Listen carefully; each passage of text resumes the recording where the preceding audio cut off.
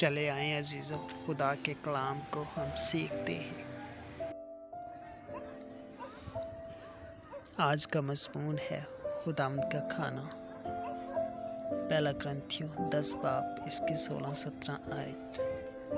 वो बरकत का प्याला जिस पर हम बरकत चाहते हैं, क्या मसीह के खून की शराकत नहीं? वो रोटी जिसे हम तोड़ते हैं, क्या मसीह के बदन की शराकत नहीं? चूँकि रोटी एक ही है, इसलिए हम जो बहुत से हैं एक बदन है, क्योंकि हम सब इसी एक रोटी में शरीक होते हैं।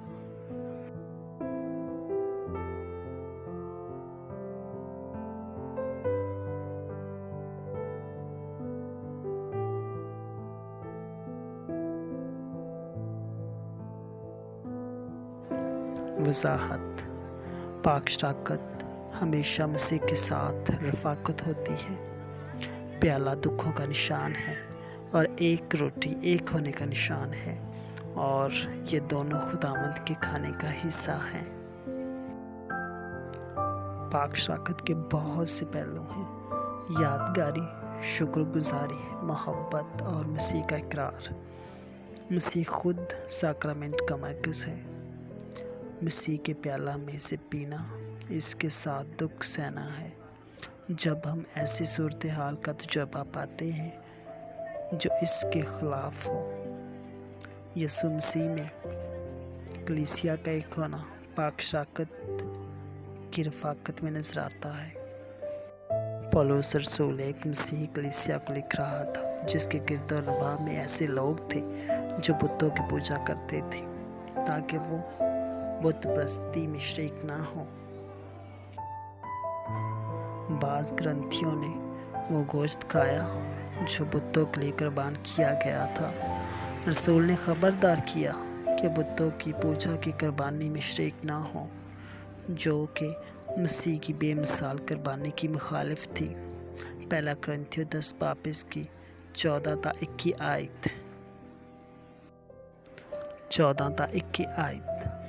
इस सबब से ऐ प्यारो, बुत परस्ती से भागो। मैं अक्लमंद जानकर तुमसे कलाम करता हूँ। जो मैं कहता हूँ तुम आप उसे परखो। वो बरकत का प्याला जिस पर हम बरकत चाहते हैं, क्या मसीह के खून की शराकत नहीं? वो रोटी जिसे हम तोड़ते हैं, क्या मसीह के बदन की शराकत नहीं? चूँकि रोटी एक ही है, इसलिए हम जो बहुत से हैं एक बदन है, क्योंकि हम सब इसी एक रोटी में शरीक होते हैं। जो जिस्म के एतबार से इसराइली हैं, उन पर नज़र करो कि कुर्बानी का गोश्त खाने वाले कुर्बानगाह के शरीक नहीं।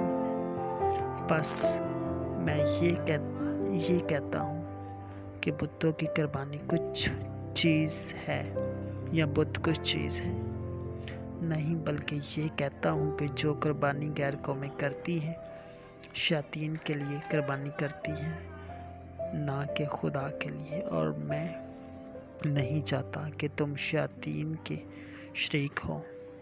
तुम खुदावंद के प्याले और शैतान के प्याले दोनों में से नहीं पी सकते। खुदावंद के दस्तरख्वान और शैतान के दस्तरख्वान दोनों पर शरीक नहीं हो सकते। जो गोश्त बुतों की कुर्बानी का था, इसे मसीह की बेमिसाल कुर्बानी पर ईमान रखने वाले खा सकते थे, बशर्ते कि कलीसिया के किसी मेंबर को इससे ठोकर ना लगे। पहला करंथियों 10 बाब इसकी 23-29 आयत। 23-29 आयत। सब चीज़ें रवा तो हैं, मगर सब चीज़ें मुफीद नहीं। सब चीज़ें रवा तो हैं, मगर सब चीज़ें तरक्की का बाइस नहीं। कोई अपनी बेहतरी न ढूंढे, बल्कि दूसरे की। जो कुछ कसाबों की दुकानों में बिकता है, वो खाओ, और दीनी इम्तियाज़ के सबब से कुछ न पूछो, क्योंकि ज़मीन और इसकी मामूरी खुदावंद की है। अगर बेईमानों में से कोई तुम्हारी दावत करे और तुम जाने पर राज़ी हो, तो जो कुछ तुम्हारे आगे रखा जाए उसे खाओ, और दीनी इम्तियाज़ के सबब से कुछ न पूछो। لیکن اگر کوئی تم سے کہے کہ یہ قربانی کا گوشت ہے تو اس کے سبب سے جس نے تمہیں جتایا، اور دینی امتیاز کے سبب سے نہ کھاؤ۔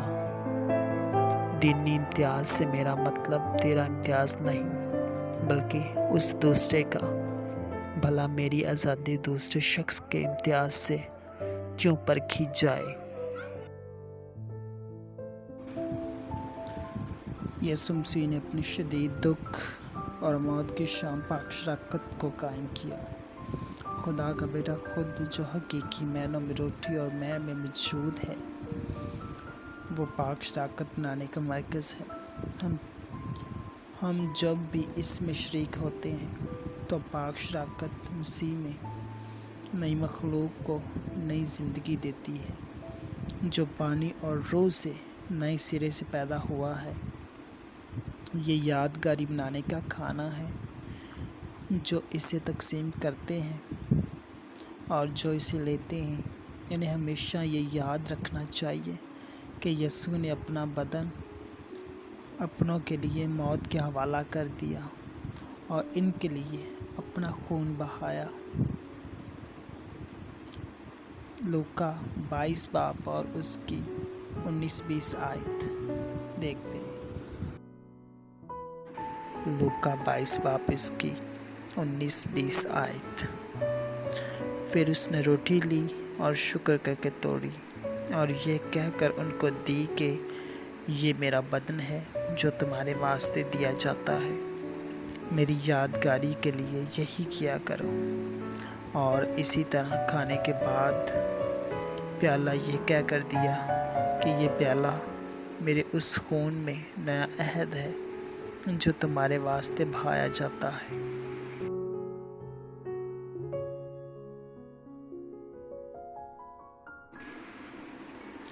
یہ شکر گزاری کا کھانا ہے۔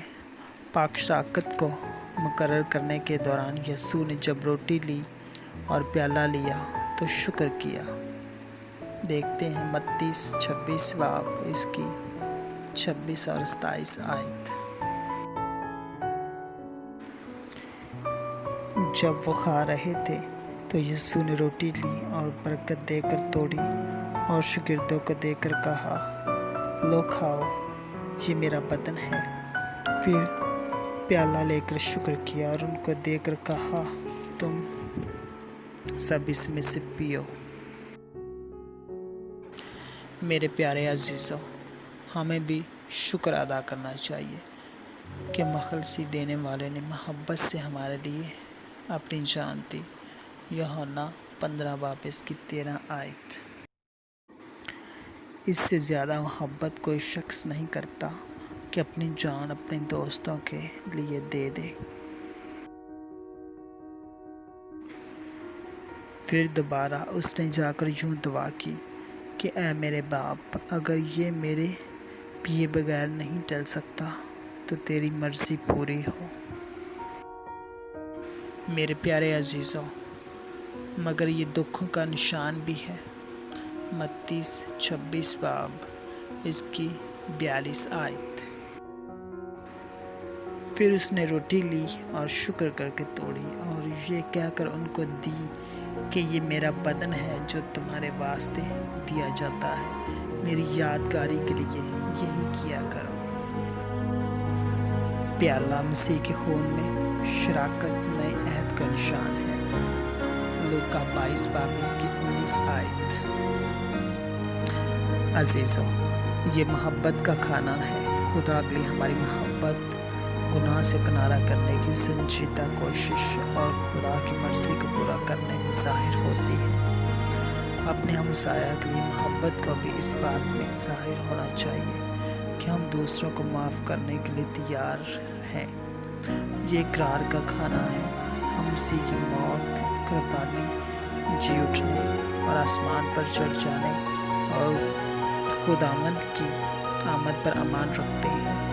پہلا کرنتھیوں 11 باب اس کی 26 آیت۔ کیونکہ جب کبھی تم یہ روٹی کھاتے اور اس پیالے میں سے پیتے ہو تو خداوند کی موت کا اظہار کرتے ہو جب تک वो न आए। खुदा के फर्जंदों के लिए मसीह के प्यार में शरीक होने से मुराद यीशु के साथ दुख सहना और इसके साथ जलाल पाना है। रोमियो 8 बाब इसकी 17 आयत।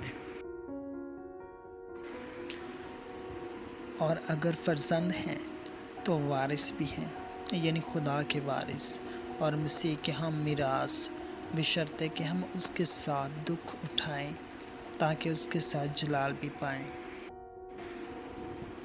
हमारे ज़माना के बाज़ दुख जो मसीह से मुतल्लिक हैं, इनमें खुदा पर आमान भी शामिल है और यीशु का मुर्दों में से जी उठने का इनकार है, जो मसीहियों में भी देखने को आया है।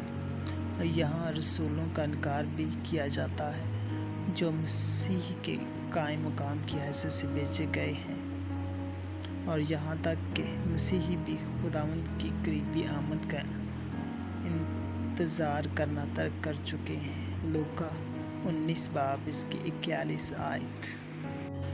जब नज़दीक आकर शहर को देखा तो उस पर रोया और कहा,